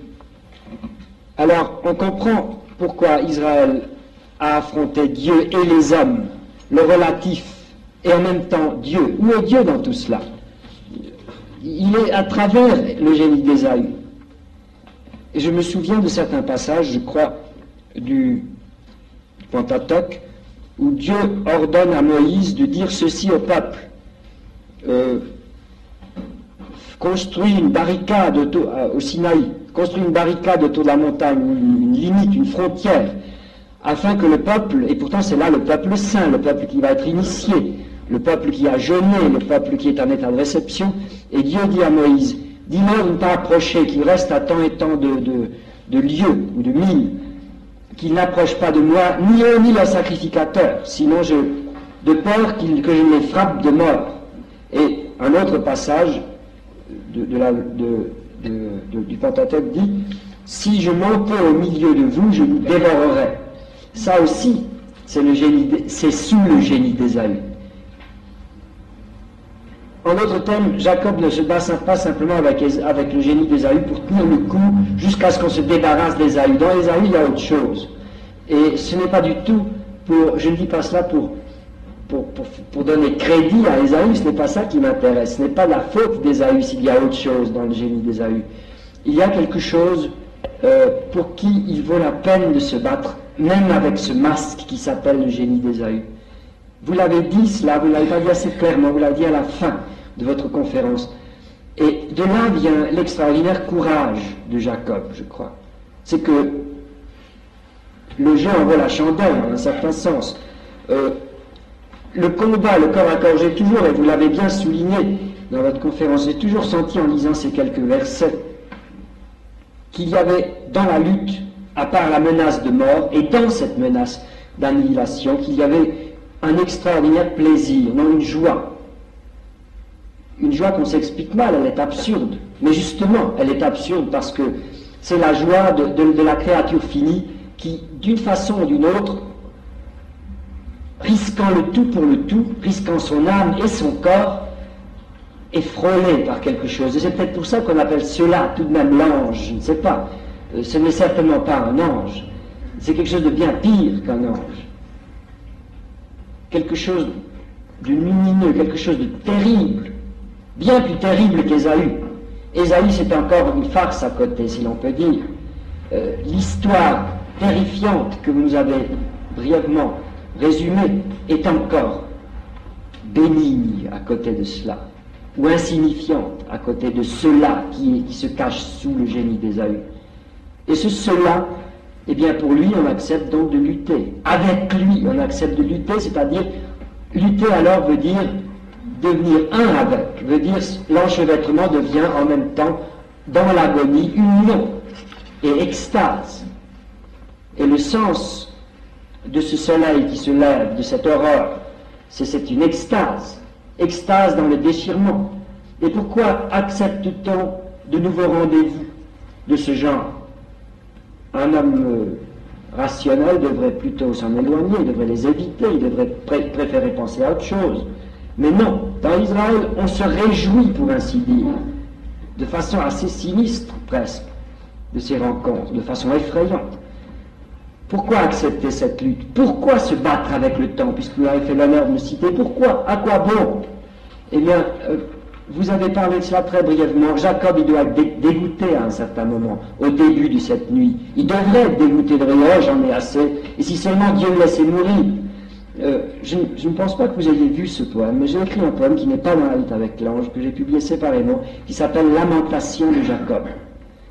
Et ce poème dit justement cela. Il dit, adieu, je veux bien, j'accepterai, j'irai dans le temps, encore une fois. Mais donne-nous, Seigneur, notre mort désirée, etc. À la fin, ce sont les vers de ce poème. Oui, il dit cela, mais au fond, ce qu'il veut, ce n'est pas la mort, c'est la joie. Il accepte les morts parce qu'il ne veut pas la mort, les agonies parce qu'il veut la joie.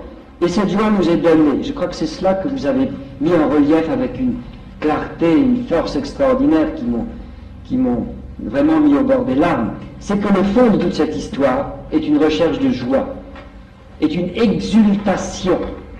Voilà le sens de l'histoire d'Israël. Et affronter Dieu et les hommes n'a aucun intérêt si ça n'a pas ce sens-là, s'il n'y a pas, au fond, participation à l'être divin à travers le mal, dans le mal, au sein même du mal de l'histoire. Sinon, ça ne vaudrait pas la peine. Sinon, les horreurs et les lendemains et les nuits, à quoi bon? Les plaisanteries les plus courtes sont les meilleures. Mais là, il n'y a pas de plaisanterie, là, il y a de la joie. Et c'est cette joie qui sous-tend, je crois, tout le mystère d'Israël, du combat de cette nuit. Cette nuit est une nuit de noces, en un certain sens, aussi. C'est la seule, peut-être, ce n'est même pas, c'est un commentaire, c'est un midrash peut-être que j'ai essayé d'inventer sur votre merveille, sur votre leçon, enfin, sur ce qui n'est pas une conférence mais une initiation. Et je vous remercie pour cette initiation.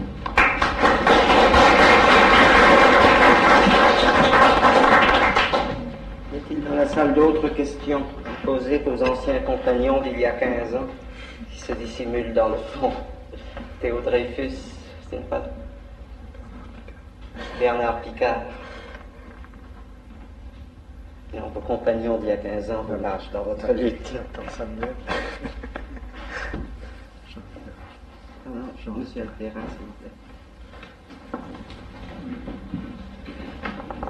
En vous écoutant tout à l'heure, André Neher, je me disais que nous devrions presque demander à Madame Alphen de nous accorder l'hospitalité une nuit entière, aussi longtemps qu'a duré le combat, pour que nous puissions essayer d'épuiser le sujet. Je voudrais, si vous me permettez, poser quelques questions qui donneront en même temps la mesure de mon ignorance. D'abord, d'où vient dans la tradition ou dans le folklore l'ange? Vous nous avez expliqué que l'autre n'était pas l'ange, mais enfin dans l'acception commune, c'est quand même le combat contre l'ange. Est-ce seulement parce qu'il n'avait pas de nom, qu'il n'avait pas à dire son nom? Est-ce aussi parce qu'il était habilité à bénir? Et ceci m'amène à une seconde question. Vous nous avez dit que l'autre, puisqu'il n'était pas l'ange et qu'il devait être quelque chose ou quelqu'un, c'était le sar, le génie d'Ésaü. Mais j'avoue que ce qui me heurte et qui me déconcerte, c'est que cet esprit d'Ésaü, dont vous avez dit qu'il était sans doute l'incarnation du bien, mais peut-être et presque certainement aussi l'incarnation du mal, comment cette incarnation du mal pouvait-elle bénir?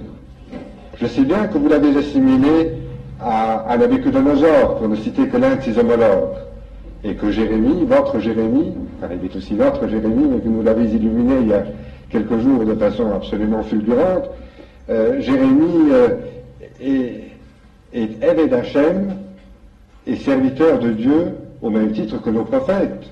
Alors cet esprit d'Ésaü serait aussi un serviteur de Dieu. Comment? Nabuchodonosor. Et alors, est-ce que le persécuteur, n'est-ce pas, puisque vous l'avez identifié, cet autre, avec le génie de la persécution, alors faut-il que nous poussions l'extrapolation philosophique et historique encore plus loin et dire que le persécuteur est lui-même en quelque sorte porteur ou catalyseur de bénédiction?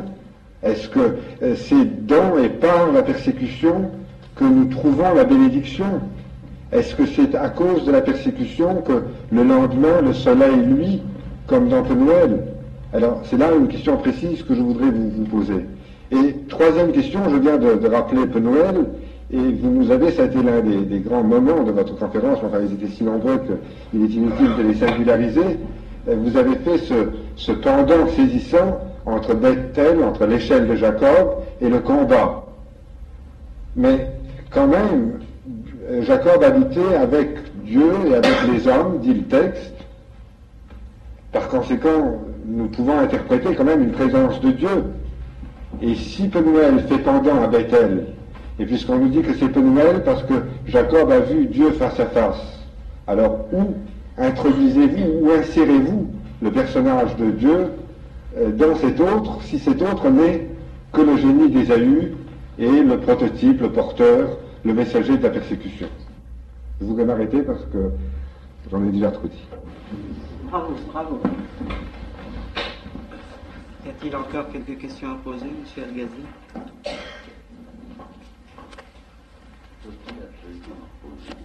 Après une conférence si belle, si pleine,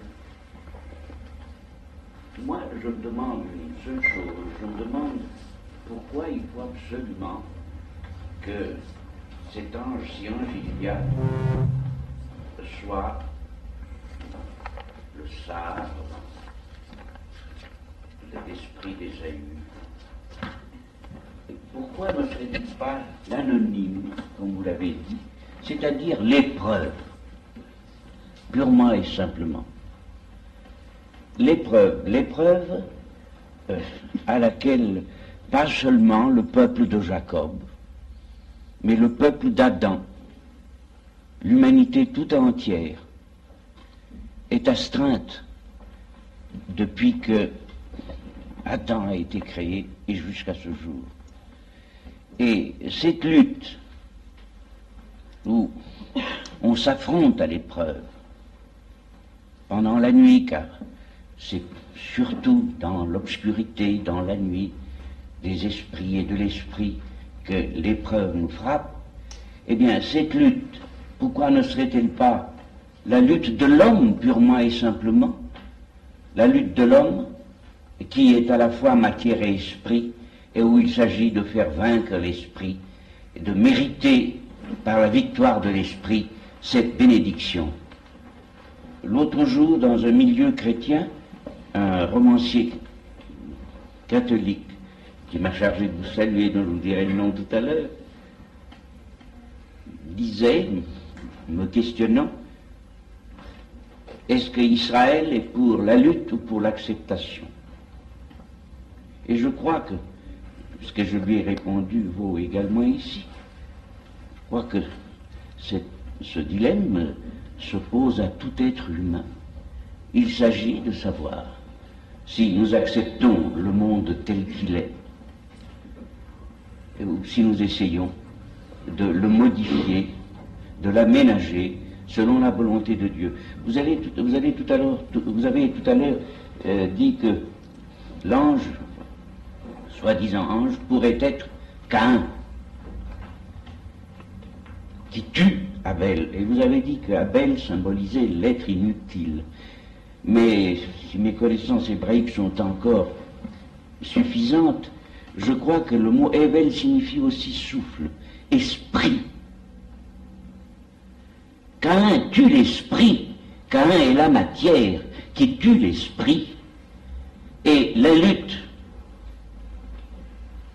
de l'humanité, l'histoire humaine tout entière est cela. Je crois le combat de l'esprit contre la matière et inversement. Et alors, je voudrais que nous cessions d'isoler dans ce combat Israël du reste de l'humanité. Vous l'avez inséré d'ailleurs dans l'humanité, mais je crois que nous avons suffisamment lutté tout seuls. Le temps est venu d'avoir des alliés. Et ces alliés s'offrent de plus en plus à nous. Il faut qu'Israël ne soit plus seul dans ce combat, d'où je ne dis pas qu'il sortira vaincu, mais qui durera beaucoup trop longtemps, que si Israël se décide à recevoir les aides qui se proposent à lui. Vous savez à quoi je fais allusion. Je crois que nous avons des alliés naturels dans les autres communautés monothéistes, dans les autres communautés humaines qui se réclament de l'esprit. Et je crois que c'est avec ces communautés que nous devons continuer ce combat qui est le combat d'Israël, mais qui est aussi finalement le combat de l'humanité tout entière. Monsieur, si vous me dites. Monsieur André, c'est la première fois que je vous entends et vous comprendrez mon émotion. Mais je voudrais vous poser une question particulière. Un peu plus fort. Je voudrais vous poser une question particulière. Vous avez évoqué, dans les reflets de ce combat, le destin entier de ce peuple d'Israël, destin qu'une expérience très récente a dessiné dans sa tragédie. Et vous avez, je crois, laissé entendre que l'humiliation d'Israël et sa possibilité de survivre par cette humiliation et de se régénérer par le combat créait en lui une possibilité de témoignage permanent de la spiritualité. Vous avez parlé de sa continuité et de cette fraternité avec ceux qui souffrent, avec les déportés, avec ceux qui se dévouaient pour un idéal contre un oppresseur. Est-ce que la récompense d'Israël n'est précisément pas, c'est là la question de M. Al-Ghazi qui me pousse à vous poser la mienne, dans cette solitude à persister, dans cette solitude à continuer un témoignage en face de l'oppression, en face de l'injuste.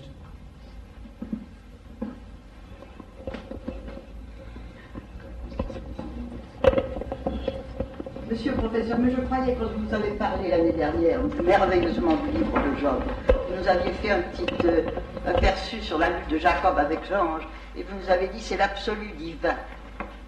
C'était dit un homme, dit un ange, c'était l'absolu divin, donc c'était Dieu qui avait saisi Jacob. Et c'était vraiment le commencement du dialogue entre Dieu et l'homme. Ce que M. Tresse-Menton, qui malheureusement n'a pas pu venir ce soir, a si bien démontré dans sa dernière étude, essai sur la connaissance de Dieu. Est-ce que vous l'avez vu, ce petit... Non. Eh bien, il dit justement, Israël a enseigné à l'humanité Dieu. Et c'est l'absolu. C'est à ce moment-là où ce dialogue sincère entre l'homme et Dieu. Est-ce que c'est votre avis? Enfin, c'est ce que vous nous aviez dit l'année dernière au moment du livre de Job. J'y reviendrai dans un instant. Oui, excusez-moi. Voilà, c'est tout. L'ambiguïté de l'ange et l'ambiguïté du rôle d'Israël ont l'air de beaucoup inquiéter les gens. Y a-t-il encore d'autres questions à poser? Madame Je vous Amar. regarde droit dans les yeux. Madame Amar ne veut rien dire. Non, je ne veux rien. Je me sens incapable. Pourquoi? C'est un Je plan suis trop super. déconcertée. Ah bien. Trop ému peut-être. Et monsieur le pasteur de l'église réformée de l'Étoile, vous ne voulez pas nous donner le point de vue protestant? Ce que vous pensez de cette... ce que vous pensez... Très touché de ce que j'ai entendu. Il m'a semblé toujours sur les bancs de la faculté autrefois. Moi, j'ai entendu avec joie autrefois le professeur Adolphe Long, que M. Nair connaît sans doute très bien, même mieux que moi. Actuellement, professeur Fischer à Montpellier, professeur Michaeli. J'étais très intéressé, très enrichi, un petit peu aussi déconcerté, comme a dit madame, de savoir que vous pensez que l'ange peut être en somme un démon. Et j'avoue que je n'avais jamais entendu ça. C'est intéressant, mais je suis un peu déconcerté. Oh, évidemment, nous y voyons nous-mêmes, mais je pense comme vous, d'après ce que j'ai compris, d'abord la lutte que l'homme doit mener, ou que Dieu fait mener à l'homme, pour l'amener à la nouvelle naissance, comme dit le Christ. Il y a un point sur lequel j'aimerais avoir votre sentiment, monsieur le professeur, c'est comment est-ce que vous expliquez, si nous revenons au texte pour le serrer d'un peu plus près, ce fait que l'adversaire semble en somme être le prisonnier de Jacob, ne pas pouvoir s'en dépêtrer, si j'ose dire, le supplie de le lâcher avant le matin. Il semble dans un certain sens que l'homme soit plus fort que Dieu et lui cause des ennuis. Et le fait que Dieu refuse, que l'inconnu refuse de donner son nom, est-ce que ce n'est pas le fait que Dieu veut se cacher et que livrer son nom semblerait le livrer un peu aux mains de la créature. Et enfin, ce fait que l'homme arrive à arracher à Dieu sa bénédiction, comment est-ce que vous l'interprétez? Et que Dieu semble en somme avoir la main forcée.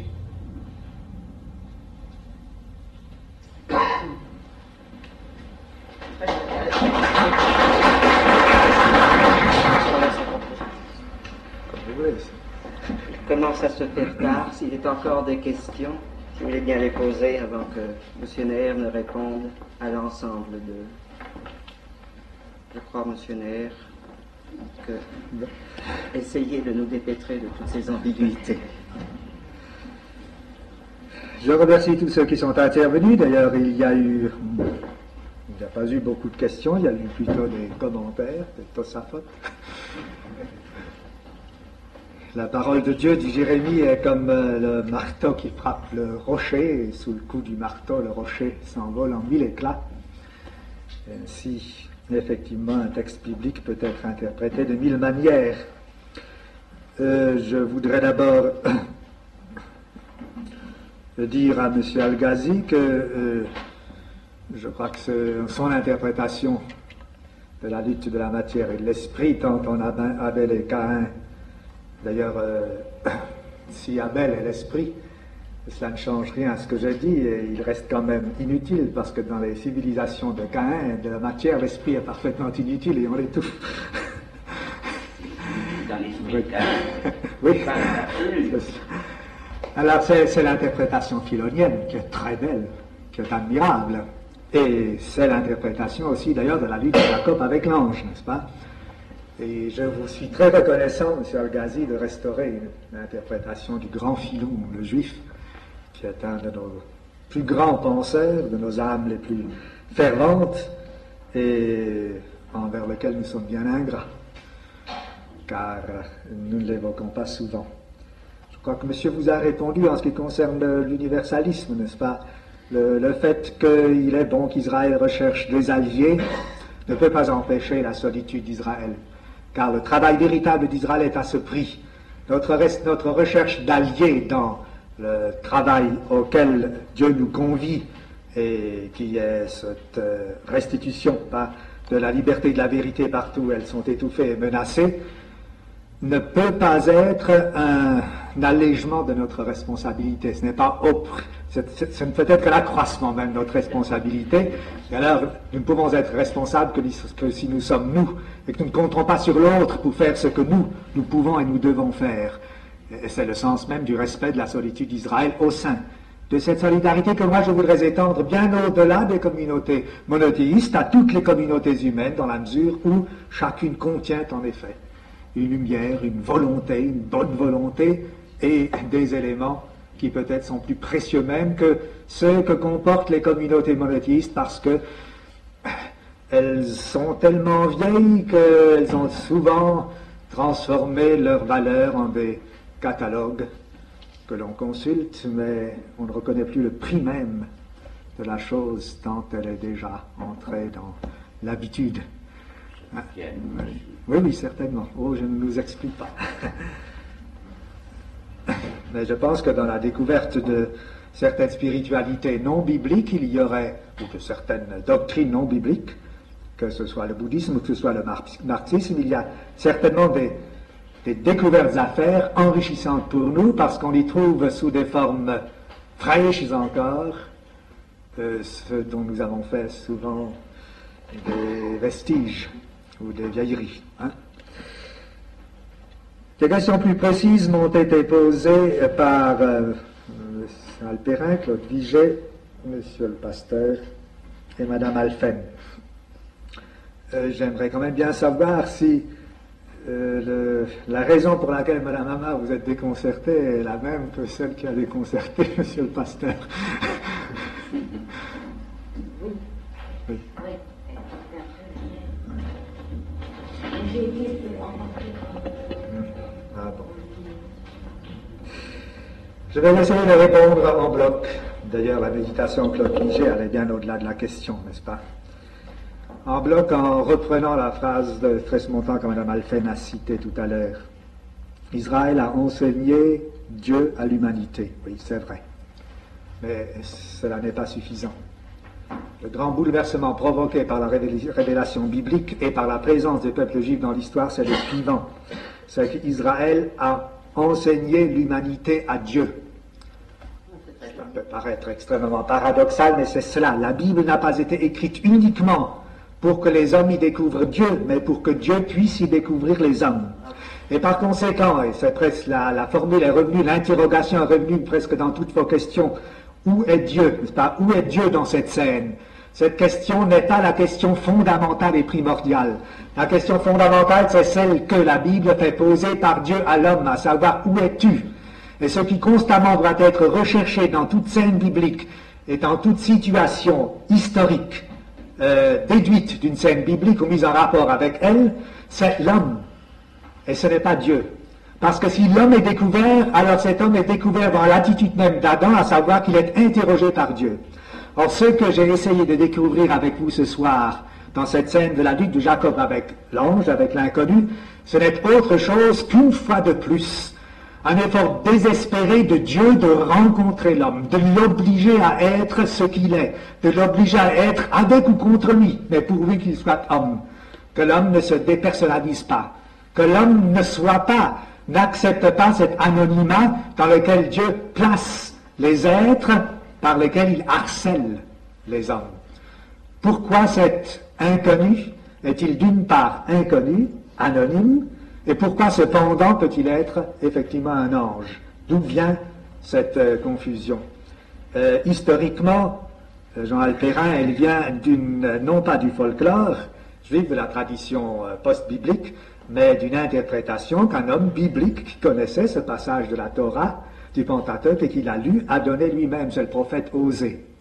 Le prophète Osée, dans son chapitre 12, verset 5, revient sur cette scène, explique l'origine du mot Israël, Jacob et Israël, et l'explique en disant, c'est parce que Jacob a lutté El Malach, avec un ange. Malach, c'est le terme d'ange. Ici, nous trouvons le terme d'ange. C'est une exégèse.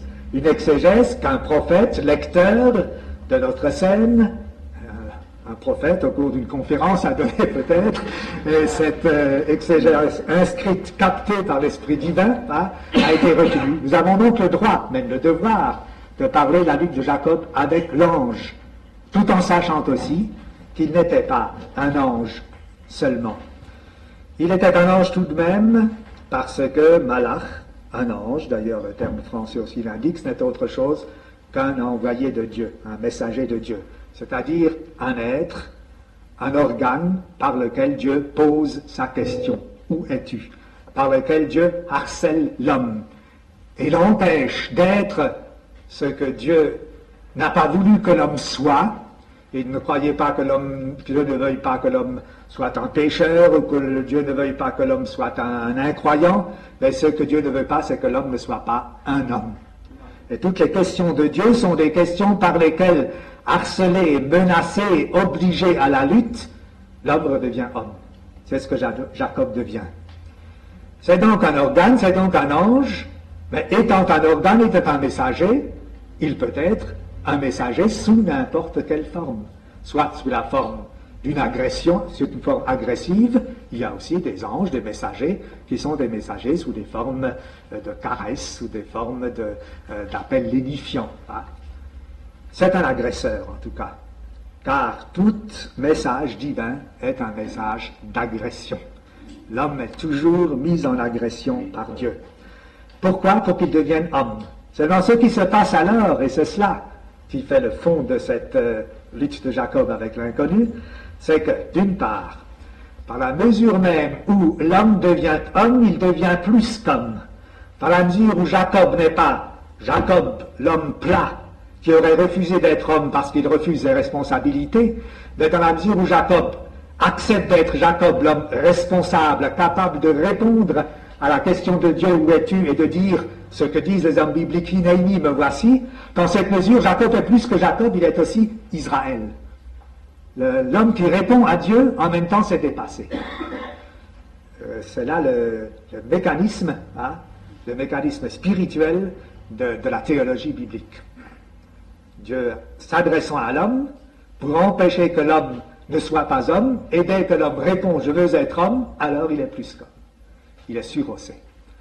Et d'autre part, l'autre sens de cette lutte, c'est que le message envoyé par Dieu, l'organe utilisé par Dieu, l'organe prophétique, ici c'est inconnu, même si cet organe est le mal par excellence, est le mal absolu, même si c'est l'incarnation d'Ésaü, de Caïn, de Nabucodonosor, de Titus, de Torquemada et de Hitler, même alors, l'homme qui répond à cette agression divine, à cet appel divin qui lui est lancé par le mal absolu, a le pouvoir, par le fait de sa réponse même et de sa transmutation en plus comme en Israël, de transmuter ce mal en bien, d'arracher une bénédiction à ce mal. Je crois par là avoir, d'une manière peut-être trop schématique, mais suffisamment ample dans ses schémas, n'est-ce pas, dans son schématisme, avoir répondu, je crois, à l'ensemble des questions, au moins à l'angoisse qui était sous-jacente à l'ensemble des questions que nous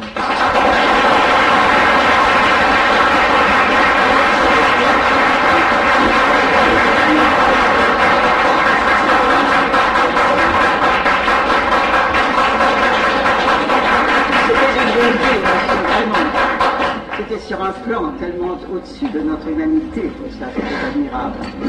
Ce livre de Cressmonton est curieux, il nous dit que c'est grâce à Israël que l'humanité connaît la source.